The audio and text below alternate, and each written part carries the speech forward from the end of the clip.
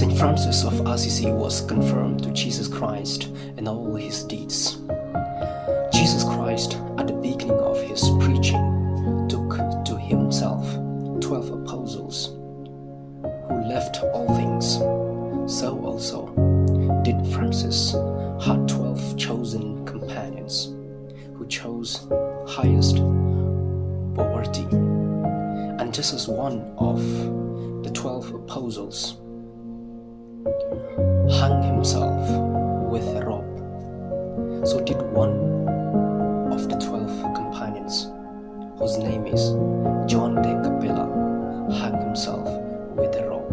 Jesus Christ was rejected by his own people. He was hated and disliked by the so-called the religious leaders of his time because of the fact that he was doing the mission of his Father. Similarly, when St. Francis of Assisi left the world and converted to the life which is acceptable to Christ, when he started to speak like Christ, live like Christ, and act like Christ, people would hate him, and his own people would call him a crazy man. He was nevertheless reasoned by divine thought and grounded and confirmed in tranquility by the Holy Spirit. Even for a long time, he was pelted with stones and mud and endured countless insults both from his own people and outsiders as he went through Assisi.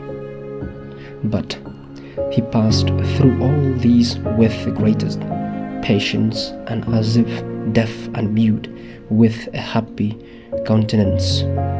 Almost 2 years, tested and despised by all. Bernard, one of his companions, would say that in no way can this Francis have great grace from God. And one of his great qualities that he acquired after his conversion is that St. Francis of Assisi saw Christ in all living beings and treated every creature with respect and compassion. He believed in the interconnectedness of all creation and saw nature as a reflection of God's beauty and love. One of the famous stories about St. Francis is his sermon to the birds, where he spoke to a flock of birds and urged them to praise and thank God for their existence.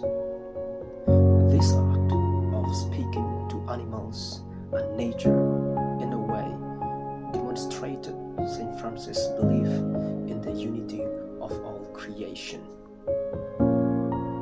And St. Francis got reconciled with himself, got reconciled with the world, and finally got reconciled with God, the Creator. And that is why he is called the second Christ.